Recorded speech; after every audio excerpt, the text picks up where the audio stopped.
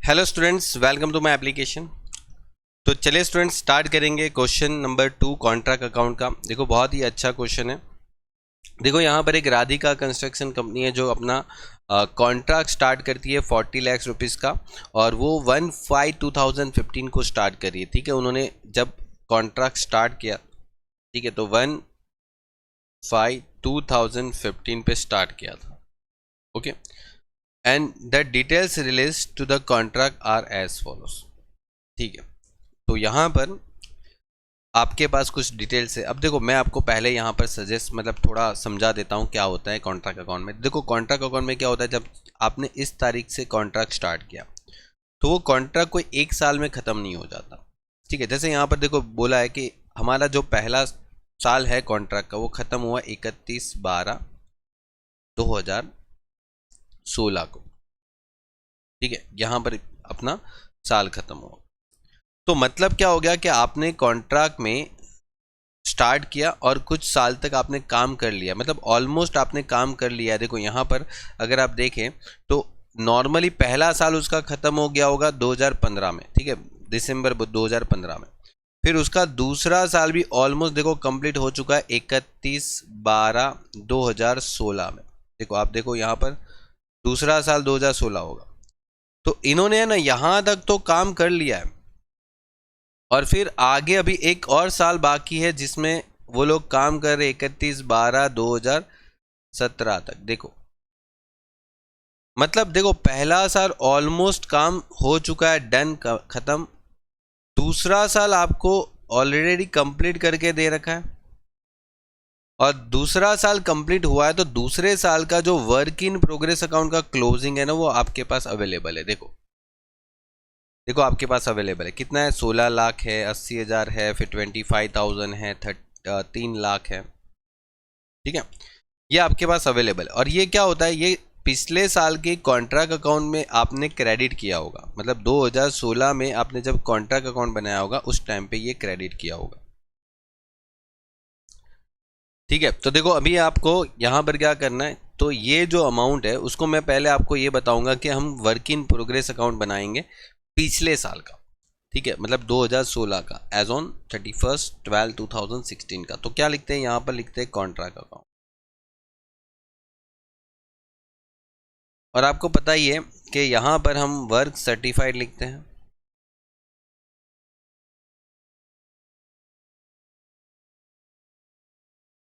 फिर work uncertified.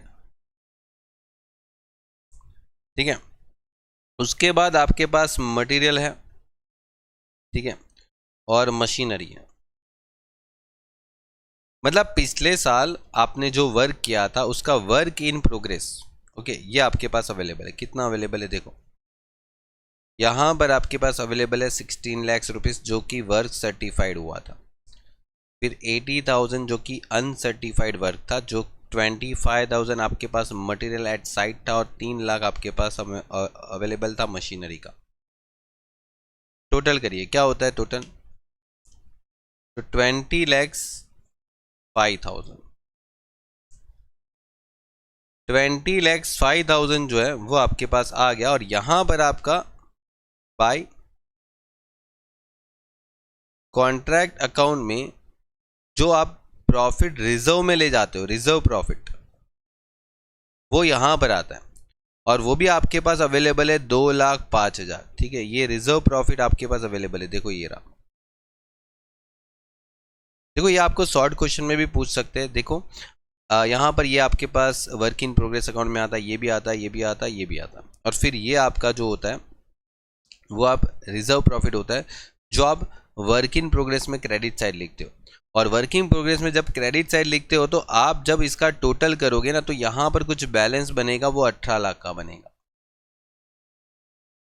और वो 18 लाख का जो बैलेंस है वो आप बैलेंस कैरीड डाउन करते हो, और वही बैलेंस आप नेक्स्ट ईयर जब आप कॉन्ट्रैक्ट अकाउंट बनाते हो ना तो वो कॉन्ट्रैक्ट अकाउंट में लिखते हो यहाँ पर to work in progress account. समझे, ये आपका आ गया। अभी आपको यहाँ पर ये भी बोला है कि दूसरे साल, मतलब ये वाले साल में हमने जो भी वर्क किया, ठीक है, उसमें कितना खर्चा हुआ वो आपके पास अवेलेबल है। ठीक है, देखो मटेरियल आपने नए 5 लाख का मंगवाया, लेबर आपने 2,50,000 का किया, इनडायरेक्ट एक्सपेंसेस 1,50 का, 80,000 का कोई सब कॉन्ट्रैक्ट है। ठीक है, यहाँ तक चलो ठीक है। फिर आपके पास कुछ और है क्या, कुछ आउटस्टैंडिंग सैलरी वगैरह ये सब देख लेने का। ठीक है, कुछ भी नहीं है, चलिए कोई बात नहीं, आगे बढ़ते हैं। तो इसको लिख देते हैं, कुछ नहीं है तो यहाँ पर आ जाएगा, देखो मटेरियल आ गया, ठीक है, 5 लाख का मटेरियल आ जाएगा।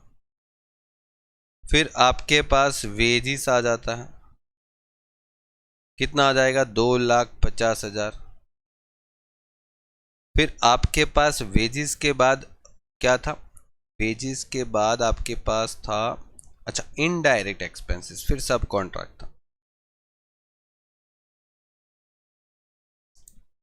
इनडायरेक्ट एक्सपेंसेस था 1,50,000, 80,000 आपके पास सब कॉन्ट्रैक्ट था।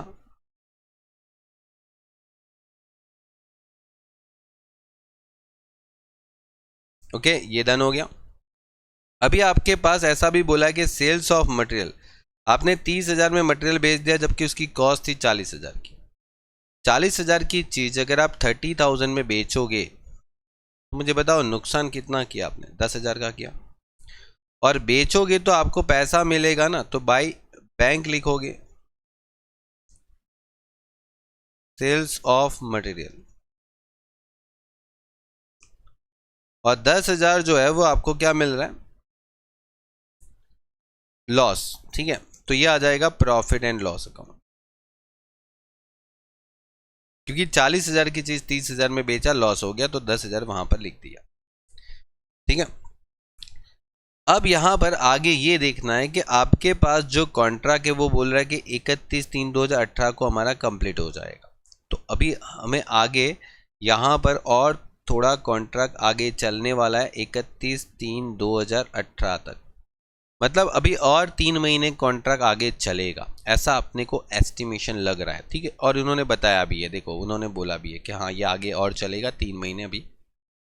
और बोला मशीनरी जो है ना वो डेप्रीशिएटेड होने वाला है 15% स्ट्रेट लाइन मेथड से, कोई बात नहीं, गिन लेंगे। और बोला गया कि the value of material on hand will be 25,000 at the end of the contract. देखो कॉन्ट्रैक्ट जब पूरा खत्म होगा ना इस तारीख को, तब आपके पास मटेरियल कितना रहेगा, बोला कि 25,000। ठीक है, और machinery well sent to the contract place on the date of the contract start, मतलब जब कॉन्ट्रैक्ट स्टार्ट हुआ था तब उन्होंने मशीनरी सेंड किया था।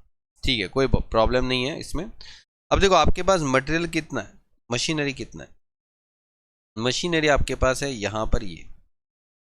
अब मशीनरी पे आपको यहाँ पर थोड़ा सा ध्यान रख के काम करना है। देखो ये बहुत इंपॉर्टेंट टॉपिक है। आपको मशीनरी में यहाँ पर दिख रहा है straight line method, straight line method दिख रहा है। ये स्ट्रेट लाइन मेथड का मतलब आप जानते हो, देखो स्ट्रेट लाइन मेथड का मतलब जानते हो, स्ट्रेट लाइन मेथड मतलब आपने जब कॉन्ट्रैक्ट स्टार्ट किया था ना, देखो यहाँ पर एक सेकेंड में थोड़ा सा सिस्टमेटिक वे से बता देता हूँ। देखो ये मटेरियल आपके पास है, सॉरी मशीन है जो आपके पास है वो 3 लाख है।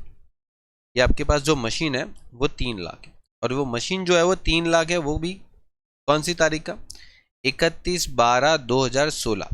मतलब इस तारीख को, ये 31/12/2016 को आपके पास 3 लाख का मशीन है, और मशीन 3 लाख का है। लेकिन आप देखो मशीन पे जो डेप्रीशिएशन गिनोगे ना वो स्ट्रेट लाइन मेथड पे गिनोगे, और स्ट्रेट लाइन मेथड पे गिनोगे तो आपको पता कैसे चलेगा कि मशीन का ओरिजिनल वैल्यू, मतलब यहाँ पर मशीन का वैल्यू क्या होगा। यहाँ पर जब कॉन्ट्रैक्ट स्टार्ट किया गया था ना तब मशीन उधर सेंड किया था, तो वो मशीन का जो ओरिजिनल वैल्यू है वो क्या होगा, क्योंकि आपको बोला कि ओरिजिनल वैल्यू पे डेप्रीशिएशन गिनना है। तो देखो आपको ये जानना पड़ेगा कि आपका जो डेप्रीशिएशन है वो कितना अभी तक आपने कैलकुलेट किया होगा, बिकॉज आपको ओरिजिनल वैल्यू जानना है। तो हम क्या करेंगे, देखो हम ये कर रहे हैं कि यहाँ से लेके यहाँ तक का आपका डेप्रीशिएशन जो है वो कितना होने वाला है। ठीक है, कितने महीने का होने वाला है सोच के बताओ। देखो 5वें महीने से स्टार्ट हुआ, और ये अगर आप ध्यान से देखोगे तो 5वें महीने से लेके 12 तक ये 8 मंथ तो यहां से हो गए, मतलब इधर 8 मंथ का डेप्रीशिएशन कैलकुलेट किया होगा। ठीक है, 5 6 7 8 9 10 11 12, फिर ये पूरे आपने 12 महीने का डेप्रीशिएशन कैलकुलेट किया होगा, राइट। मतलब अभी तक आपने 20 महीने का डेप्रीशिएशन कैलकुलेट कर लिया होगा। समझे बात को? देखो मैं बताता हूँ, मैं यहाँ पर वर्किंग में बताता हूँ। समझो कि आपने जब कॉन्ट्रैक्ट स्टार्ट किया 2015 पे, तो आपने 100 रुपये का मशीन जो है वो 100 रुपये का था, और यहाँ पर आपको ये बोला गया है कि जो मशीन 100 रुपये का था उसके ऊपर हमने 15% डेप्रीशिएशन गिना था, और 15% डेप्रीशिएशन कितने साल का, मतलब कितने महीने का गिना था? डेप्रीशिएशन है ना स्ट्रेट लाइन मेथड से, मतलब डेप्रीशिएशन अगर 15% अगर हमने गिना था तो पहला जो डेप्रीशिएशन था ना वो 8 महीने का था। समझे? मतलब अगर मैं 100 रुपये के ऊपर अगर 15% डेप्रीशिएशन गिनूं 8 महीने के हिसाब से, तो 100 के ऊपर 15% 8 महीने का डेप्रीशिएशन गिनूं ना तो मेरा 10 आएगा, और यहाँ पर माइनस होने से ये 90 हो जाएगा। और फिर दूसरे साल का जो डेप्रीशिएशन होगा वो तो मेरा पूरा 15% होगा ना, और वो 100 के ऊपर ही होगा, ओरिजिनल वैल्यू के ऊपर, क्योंकि स्ट्रेट लाइन मेथड बोला है। तो 100 का 15%, बताओ क्या आता है? 15 ही आएगा ना। 90 में से 15 माइनस करो तो 75 आ जाएगा। अब ये जो 75 है ना वो 31/3/2000, सॉरी 31/3 नहीं, 31/12/2016 का वैल्यू है, क्योंकि ये वैल्यू 31/12/2015 का हो गया। तो ये 75 की वैल्यू जो है वो उसकी ओरिजिनल वैल्यू क्या है, मतलब 75 जो है उसकी ओरिजिनल वैल्यू क्या है? 100 है। तो आपके पास तो 3 लाख की वैल्यू है ना, आपके पास अभी देखो 3 लाख की वैल्यू है, ये आपके पास यहां पर जो वैल्यू है ना वो 3 लाख की वैल्यू है, देखो। तो आपको ये जानना है कि ये क्वेश्चन मार्क जो है उसकी वैल्यू कितनी होगी, मतलब जब कॉन्ट्रैक्ट स्टार्ट किया गया था तब वो मशीन की वैल्यूज क्या रहेगी। चलिए देखते हैं। 3 लाख इंटू 100 करो, डिवाइड बाय 75 करो, अच्छा 4 लाख होगी। तो इसका जो एनुअल डेप्रीशिएशन होगा, एनुअल डेप्रीशिएशन वो 4 लाख पे कैलकुलेट होगा। तो 4 लाख के ऊपर 15% कितना होता है? 60,000। ओके, एनुअल डेप्रीशिएशन उसका 60,000 होगा। तो आप जब भी यहां पर इस साल, अभी समझो आप लिखोगे वर्क इन प्रोग्रेस अकाउंट, तो एक तो आ जाएगा वर्क सर्टिफाइड, फिर आएगा वर्क अनसर्टिफाइड, फिर आ जाएगा मटेरियल एट साइट। ओके, और जो मशीन था, तो देखो एक बात समझो, जब आपने ईयर स्टार्ट किया था ना, ये वाला साल जब स्टार्ट किया था ना, ये वाला साल जब स्टार्ट किया था तो आपका मशीन का वैल्यू क्या था? 3 लाख था। ठीक है, यहां पर देखो 3 लाख है। ओके, तो देखो एक साल जब खत्म होगा ना तो आपका डेप्रीशिएशन कितना हो जाता है? 60,000 साल का, हमने अभी नीचे कैलकुलेट करके आए थे। तो सीधी बात यह है कि यहाँ पर जो क्वेश्चन मार्क है उसका वैल्यू कितना आ जाएगा? 3 लाख में से 60,000 का डेप्रीशिएशन एक साल का कैलकुलेट करेंगे, माइनस करेंगे तो क्या हो जाएगा? देखो 3 लाख में से 60,000 माइनस, बेटा देखो आ जाएगा 2,40,000। और अपने पास वर्क सर्टिफाइड है, अनसर्टिफाइड भी है और मटेरियल भी है, ये अच्छी बात है। तो आपके पास ये जितना भी डिटेल्स है उसको यहाँ पर फिलअप कर लो। देखो ये 28 लाख आ गया, ये 3 लाख आ गया, और ये आ गया 40,000। और ये सब कुछ मिला के अगर आप ऐड करके बाहर लिखो तो 33,80,000 आपका आंसर आ जाएगा। देख लो। ओके, और इसका टोटल कर ले तो ऊपर क्या वैल्यू है देखो, 30,000 और 10,000 और ऐड करें तो 34,20,000 आपका अभी तक का टोटल यहाँ पर आ जाएगा कॉन्ट्रैक्ट अकाउंट का।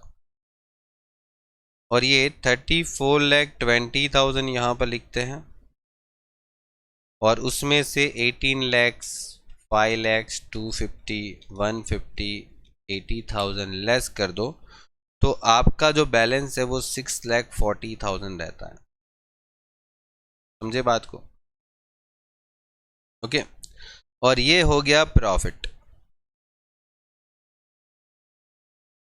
ठीक है, ये हो गया प्रॉफिट। डन। अभी आपको यहां पर ये भी करना है, देखो आपको यहां पर ये भी करना है, देखो यहां पर बता दिया कि prepaid the contract account for the year ended 31/12/2017 and so the calculation of the amount of profit to be credited to the profit loss account. ठीक है, ये अमाउंट आपको फाइंड करके बताना है, और आपको प्रिपेयर करना है परफॉर्मा मतलब प्रोफॉर्मा कॉन्ट्रैक्ट अकाउंट। मतलब एक तरीके से आपका जो कॉन्ट्रैक्ट है ना, वो जब नियर अबाउट होता है ना कि क्लोज होने के नज़दीक है, कॉन्ट्रैक्ट ख़त्म होने ही वाला है, तो कॉन्ट्रैक्ट अभी सिर्फ आगे 3 महीना ही चलने वाला है यहाँ से। ठीक है, 3 महीना ही चलने वाला है, ख़त्म ही हो जाएगा, बस सिर्फ थोड़ा सा वर्क ही बाकी है। तो ऐसे केसेस में आप परफॉर्मा कॉन्ट्रैक्ट अकाउंट बना देते हो। मतलब एक तरीके से आप जो आगे और कितना काम बाकी है और कितना खर्चा हो सकता है उसको लेकर आप एक अकाउंट बनाते हो। ठीक है, कॉन्ट्रैक्ट अकाउंट एस्टिमेटेड। तो देखो उसका भी उन्होंने डिटेल दे रखा है कि अगर 31/3/2018 पे जब कॉन्ट्रैक्ट ख़त्म हो रहा है तब वहाँ तक अगर अभी हम काम करते हैं तो अभी थोड़ा सा इतना काम बचा है अभी और। तो अभी क्या करना है, तो यहाँ पर देखो, यहाँ पर आपको एक काम कर देना, यहाँ पर आते हैं, देखो आपको ये लिखना है टोटल कॉस्ट। यहां पर लिखेंगे टोटल कॉस्ट एट 31/3/2017। मतलब पिछले साल का अभी तक कितना खर्चा हुआ, पिछले साल तक अगर हमने काम किया, यहाँ पर 12 हो जाएगा, गलती से 3 लिख दिया, 31/12 तक पिछले साल तक हमने कितना खर्चा किया। तो वो कैसे पता चलेगा, तो क्या करना है, देखो ये अमाउंट है कितना, 33,80,000। ठीक है, 33,80,000। तो मैं यहाँ पर लिखूंगा वर्क इन प्रोग्रेस अकाउंट 33,80,000। उसमें से ये वाला अमाउंट जो है ना प्रॉफिट का, वो माइनस कर दो, कितना है, 6,40,000। तो ऐसा करने से आपको क्या मिल जाएगा, कॉस्ट, अभी तक कितना खर्चा हमने कॉन्ट्रैक्ट कंप्लीट करने के लिए किया अभी तक। मतलब अभी तक मतलब बोलूँ तो ये तारीख तक, इस तारीख तक हमने ये कॉन्ट्रैक्ट को ख़त्म करने के लिए क्या कॉस्ट, क्या एक्सपेंस किए, वो हो गया। और अभी आपको यहाँ पर ये देखना है कि इन फ्यूचर अभी जो थोड़ा 3 महीने और बाकी है उसमें एस्टिमेटेड कॉस्ट कितना होने वाला। तो देखो एस्टिमेटेड कॉस्ट आपको दे रखा है, यहाँ पर क्या दे रखा है, 3,00,000, ठीक है, 80,000, 1,00,000 और 20,000। तो 3,80,000, 1,00,000 और 20,000 हो गया। चलिए, तो ये आ जाएगा मटेरियल, कितना है, 3,00,000 है। फिर 80,000 जो है वो आपके पास वेजिस है। इनडायरेक्ट एक्सपेंस जो है वो आपके पास 1,00,000 है, और 20,000 जो है वो आपका सब कॉन्ट्रैक्ट। मतलब समझो अभी आगे हम कॉन्ट्रैक्ट में काम करने वाले हैं ना, अभी आगे 3 महीने और थोड़ा काम चलेगा, तो इतना एक्सपेंस और इंकर हो सकता है 5,00,000 का। मतलब और थोड़ा खर्चा बाकी है कॉन्ट्रैक्ट ख़त्म होने में, तो ये आपका 5,00,000। ओके, तो अभी यहाँ पर जब कॉन्ट्रैक्ट ख़त्म हो जाएगा तो आपके पास कुछ मटेरियल रहेगा, मटेरियल एट साइट, फिर यहाँ पर आपके पास कुछ मशीनरी बच सकता है, और जब कॉन्ट्रैक्ट ख़त्म ही हो जाएगा तो आपको मिल जाएगा पूरा कॉन्ट्रैक्ट प्राइस, जो आपके कॉन्ट्रैक्ट में आपने एकदम स्टार्टिंग में, मतलब जब कॉन्ट्रैक्ट स्टार्टिंग में किया था तो 40 लाख का प्राइस था। तो 40 लाख का आपका क्या रहेगा, कॉन्ट्रैक्ट प्राइस, जो कि आपको कॉन्ट्रैक्ट के एंड में मिल जाएगा। और जब कॉन्ट्रैक्ट ख़त्म होगा तब कितना आपके पास मटेरियल था वो भी आपको यहाँ पर लगभग दे रखा है, देखो 25 लाख। ये एस्टिमेटेड होता है, ठीक है, देखो लिखा ही होता है कि मटेरियल शायद 25,000 जितना रह सकता है, इतना हमारा एक्सपेक्टेशन है। तो ये आपका 25,000 हो गया। और मशीनरी कैसे पता चले, तो देखो आपने पिछले बार मशीनरी कितनी लिखी थी, 2,40,000। मतलब समझो आपने पिछली बार यहाँ पर जो मशीनरी थी वो कितनी लिखी थी, मतलब ये 3 लाख की मशीनरी यहाँ तक 2,40 आ गई, ठीक है। अभी थोड़ा और 3 महीने काम करेंगे तो वो 3 महीने का भी तो मशीन तो यूज़ होगा ना, तो मशीन पे और 3 महीने का डेप्रिसिएशन कैलकुलेट करना पड़ेगा, समझे कि नहीं बात को। तो वो भी हम कैलकुलेट कर लेते हैं। देखो 3 मंथ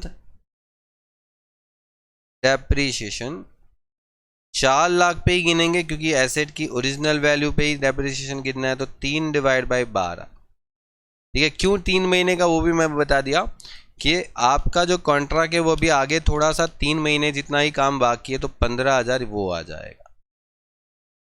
मतलब ये हो गया कि आपका जो मशीनरी था वो पिछले साल 2,40,000 का था, उसमें अभी और 15,000 का डेप्रिसिएशन होगा, तो आपका मशीन का जो वैल्यू है वो 2,25 बचने वाला है। हो गया। तो यहाँ पर एस्टिमेटेड प्राइस क्या आ रही है, देखो एस्टिमेटेड प्रॉफिट क्या आ रहा है, देखो 40 लाख, 2,25,000 और 25,000 अलग से, तो 42,50,000 और 42,50,000 अगर हो जाता है तो उसमें से 5 लाख और उसमें से 27,40,000, तो ये आपका आंसर आ गया। कितना आ रहा है,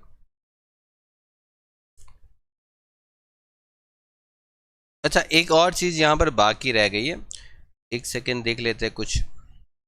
हाँ, ये कंटीजेंसी एक्सपेंस रह जाता है। देखो कंटीजेंसी एक्सपेंस का मतलब क्या होता है, देखो समझाता हूँ।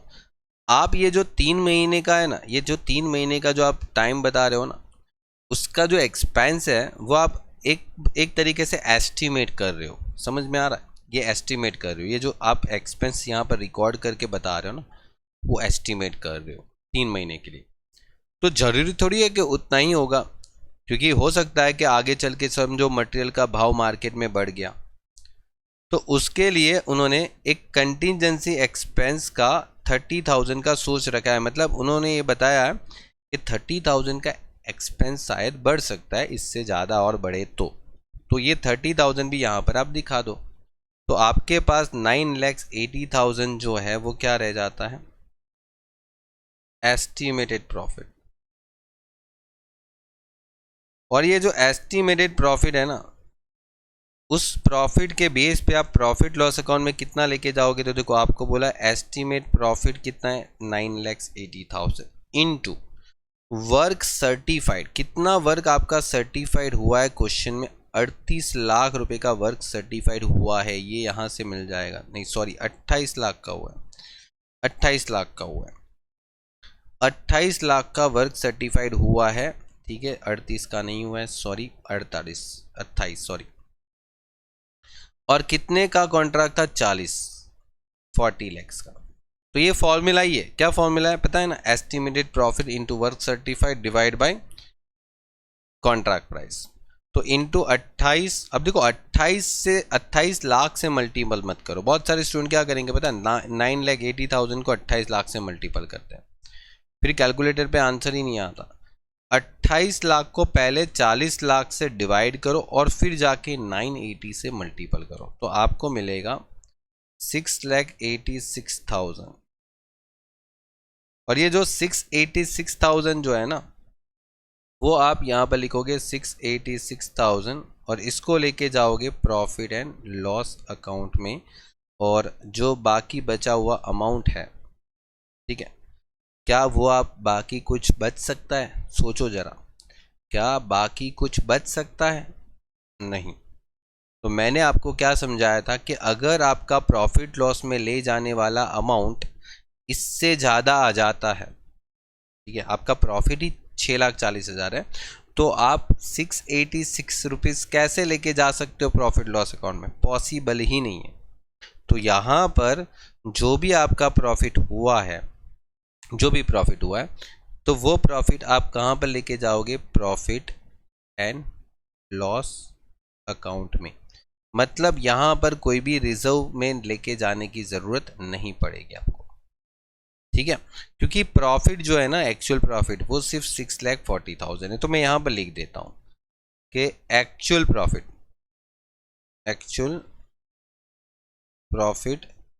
6,40,000। ओके, तो आपको इतना ही प्रॉफिट ट्रांसफर करना है पीएनएल अकाउंट में। हो गया, और ये आपका पूरा कॉन्ट्रैक्ट अकाउंट भी हो गया। अब देखो, इसमें ज़्यादा अगर कुछ पूछ सके तो आपको बोल सकते हैं कि prepare work in progress account. तो वर्क इन प्रोग्रेस अकाउंट बनाओगे तो क्या करोगे? ये वाली amount work in progress account में कहाँ पर दिखा दोगे? क्रॉस। और इस बार तो आप कोई वर्क इन प्रोग्रेस अकाउंट में प्रॉफिट लेके ही नहीं जा रहे हो, तो वहां पर तो कोई रिजर्व प्रॉफिट आएगा ही नहीं, समझे?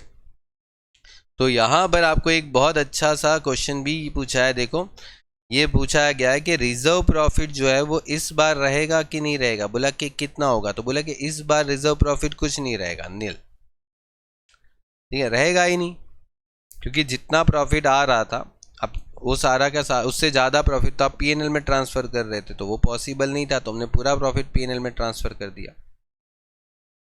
हो गया, तो ये आपका क्वेश्चन यहाँ पर फिनिश हो गया, डन। चलिए, तो मिलते हैं नेक्स्ट लेक्चर में नए क्वेश्चन के लिए। Good bye and take care.